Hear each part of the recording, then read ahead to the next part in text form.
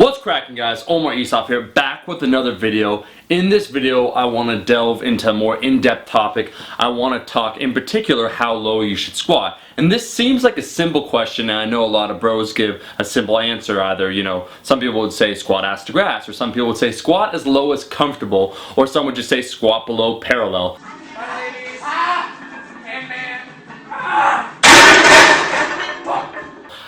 But I think all those are missing the correct answer. And when it comes to squat depth, as I'll explain, it depends upon the individual. Genetics, your hip anatomy, plays a huge role. But the golden rule, I would say instead, that a lot of people kind of ignore, would be that you should only squat as long as you could keep the natural lordotic curvature of your spine as you squat down.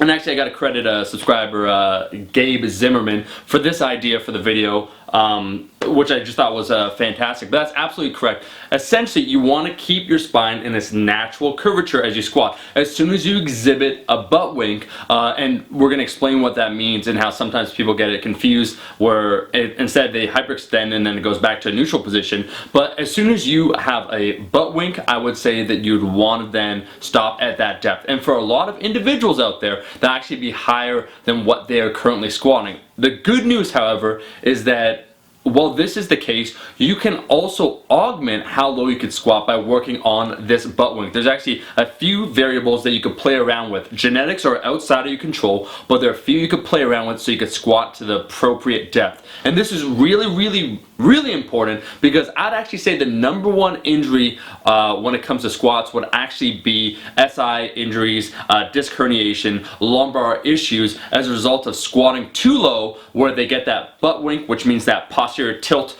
of their pelvis, essentially because they don't have enough hip mobility, hip flexion inside of the hip themselves, so they have to compensate. So what will happen, the lumbar will actually tilt, posteriorly tilt like so, and that's your butt tucking underneath. And that's not good, because essentially when you're squatting, then it goes from extension and its natural curvature to flexion, tucking under, and then as you come out of the hole, back into extension. You do that with 300 or 400 pounds with that compressive load while your spine, your lumbar is moving. That's a recipe for disaster, and that is what can lead potentially to, as I said before, disc herniations, SI issues. So this is a very important video, but don't be discouraged if when you do some of these screenings, some of these tests, you find that maybe you can only so far squat to parallel without getting some form of butt wink. And before I go on, I do want to say that for everyone out there, you can work on this, and that some people, I'm not recommending this, but some people can lift with a little bit of a butt wink to a certain degree, because remember, it's all about the amount when we talk about these things. But as a good general rule, as soon as you see a sign of butt wink, you want to get rid of it. I also just want to further clarify something when we talk about the butt wink. Some people in particular, when they do that low bar squat, what they'll do, because they'll put the arms really far low down on their body, they'll extend the thoracic area, and what they'll do, that'll actually also extend their lumbar area. So they'll overextend down with their lumbar, and what they'll see then as a result is that as they squat down, their spine will go back to that natural neutral position, the natural lordotic curvature of the spine. And that is actually not as bad. What we're talking about is when you start from a neutral position, and as you squat down, what will happen, you'll get that posterior tilt. And once again, we want to avoid those disc herniations, so we definitely want to avoid having the butt wink when we squat. So let's first just talk about why everyone's different, and that's why what we'll tend to see guys with great squats just kind of naturally built for it, and that has to do with hip anatomy. Your acetabulum, which is basically your hip socket, a fancy name for that, it has to do with that, where it's positioned inside of your hip itself. And what that can do is that some people then will naturally just have a much higher butt wink, or they won't be able to squat as low or have that amount of range of motion as other people. Some people will squat ass to grass with flat shoes, and other people can barely break, maybe even parallel, without getting that butt wink. So genetics, your mommy and daddy, is a huge factor, probably the largest one determining your actual ultimate depth. And I'll say this, Brett Contreras has a great video on this. Not everyone can actually squat ass to grass, or even quite below parallel. Some people, it's best if they squat just parallel, or maybe slightly below parallel. But I do believe everyone can improve their overall mobility. We talk about ankle mobility, getting stronger glutes, and then we're going to also talk about learning about motor control in order to squat lower without the butt wink appearing. So we can kind of hack our body, let's call it, in order to optimize how we squat to get the most out of our body. And that's what I want to focus on today. So again, the general rule, how low you should squat, has to do with when you see your natural lordotic curvature of the spine, you're losing it, you get that posterior tilt, your butt tuck. So a few things. What I want to do, number one, is I want to do a test. In this test, I have to shout out Tony Gentlecore for it. It's a rocking back squat test, essentially on the ground on all fours, feet making contact, knees and hands. And essentially this is going to mimic the squat position without load. And this is going to allow you to see roughly where your butt wink occurs. I think also Dr. Stuart McGill does this. But this is a fantastic exercise just to film for yourself to see without squatting with weight, to see naturally where your body gets that butt wink. And you'll be surprised. If you pass, like I'm going to show a video of me just passing, you can squat quite low. That's me after working on a lot of mobility, a lot of different things, getting my glutes to fire. But if you are more like number two, where what you'll see as a result, your spine will be pulled out of its natural position because your spine's not straight, right? It has, once again, that natural curvature. But if it's pulled out of that, you start rounding excessively forward just to get that end range of motion. That's not good at all. And so we want to try and improve this. The biggest thing I want to talk about, point number one, is improving ankle mobility. I already talked about this before. I first kind of observed this when it came to weightlifting. But essentially, if you don't have the requisite dorsiflexion, what's going to end up happening is that your hip has to overcompensate. So your hip kind of gets jammed up, right? The hip bone itself inside the hip socket. What will tend to happen then is you'll get that tilt to overcompensate and to allow you to squat to the depth that you're trying to squat because you don't have that ankle mobility. So ankle mobility is actually huge when it comes to squatting properly and avoiding the butt wink. And that is why, as a good general recommendation, yes, I absolutely recommend working on your ankle mobility. I got a whole fantastic video just on ankle mobility. It's something I really have focused on. But number two as well is that is the function of weightlifting shoes. It decreases the dorsiflexion demands. I'm not saying, put a band-aid on a bullet wound. What I am saying is that for a lot of people out there, if you want to squat lower than parallel, it's probably a good idea. And keep in mind, I also made another video how the standardized elevated heel of a weightlifting shoe, because it's an elevated heel, which basically, like I said, decreases the dorsiflexion demand on your body. It shifts the midline of where the weight is, allows you to essentially squat a little bit more upright, and so prevent the butt wink from occurring because now your hips, the demand on the hip mobility has decreased actually as a result. But what I was going to say is that don't just settle necessarily for a normal weightlifting shoe like Addy Power or Romelio that has a 3/4 inch. I actually recently switched over to the Position USA shoes, which are 1.25 inches. I've been using them for the last 6 months, and that extra additional heel height gives me increased, let's say, ankle mobility, or decreases my ankle dorsiflexion demands. And this is huge for me when it comes to weightlifting, the overhead squat, working on snatches. So really it is a two-pronged approach. On one hand, you definitely want to work on your overall ankle mobility. I'm going to show you a new drill right now that I included in that video for the front side essentially of your ankles or your calves, your tibialis anterior. This is one of the most brutal, let's say, mobility drills that you can do to try and essentially alleviate some of the tension, some of that fascia along your tibialis anterior, just with the simple foam roller that can help increase your dorsiflexion. And then the second one too would be, if you want to squat deep, for a lot of individuals out there, you will have to try and get some sort of weightlifting shoe.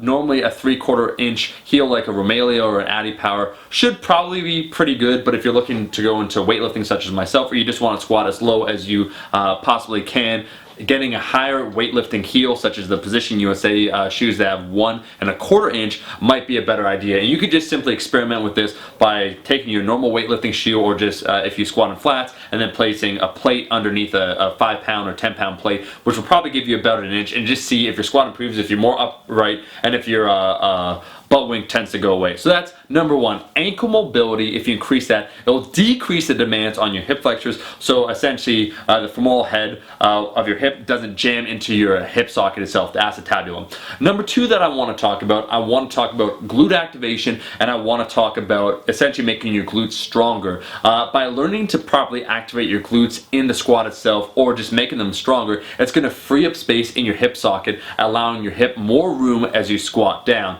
And that is because there's a rearward pull on the femoral head of the actual hip itself when you try and use, or when you utilize, your glutes effectively. So it's not just about working on mobility, it's also about strengthening certain areas. Your glutes are very important when it comes to the squat. Now, what we'll tend to notice in a lot of people, like I said before, when they do a squat and when they do it with a barbell, or they do in particular a low bar squat, they'll increase the extension of their upper back, so their thoracic area, and that will increase also the extension in their lower back, right? Because they probably don't have that shoulder mobility to be holding that bar that low. And what will happen essentially, they'll kind of get an anterior pelvic tilt in their hips before they even initiate the squat. So learning to use your glutes effectively, even from the get-go, squeezing glutes before you initiate the movement to make sure you're in a neutral position when it comes to your hips and you have that natural curvature of your spine, is a very smart idea. But wiring in patterns when it comes to your glutes. Basically, honestly, the glutes are the MVP when it comes to the squats, when it comes to the deadlift. Working on patterning, like I said before, so doing just bodyweight hip thrusts, doing kettlebell swings before you exercise, doing even daily glute exercises to try and strengthen your glutes in order to get them to fire when it comes to the squats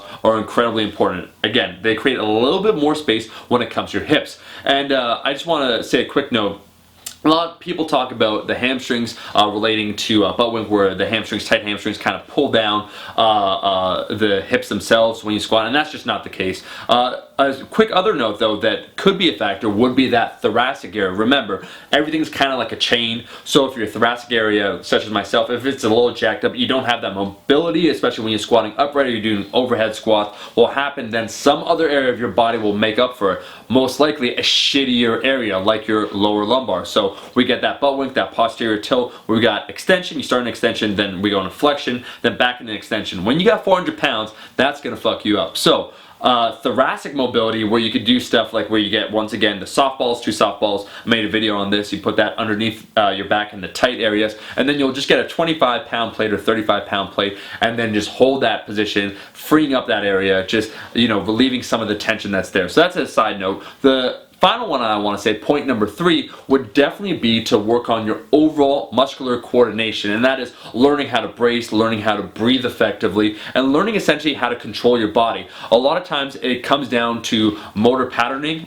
improper patterning. You don't know essentially how to use your body, so the hips are all over the place, and then they tuck at the end of the squat, or maybe, you know, when you're squatting, you start once again with that anterior pelvic tilt. Now, when it comes to bracing your core, what's very important about this is that if your core is not braced effectively, you're more likely to go into that overextension and then once again into that lumbar flexion. So something that you could do to work on this would be slow, controlled, and I've been an advocate of this for a long time, goblet squats. Goblet squats are great because, once again, they're an anterior load, and just when it comes to bracing, when it comes to learning to use your core, it's a little bit easier to learn how to brace from the front side than it is from the posterior side, and you'll have also an increased range of motion when you do this. So you want to just get a dumbbell, you want to get something that's not too heavy, and you want to just do a slow eccentric and then a slow concentric. So on the way up, you also want to take your time, and you want to just focus on trying to squeeze your glutes when you initiate the movement, opening up the knees so they track over your toes, keep the chest tall, and try and keep your body upright.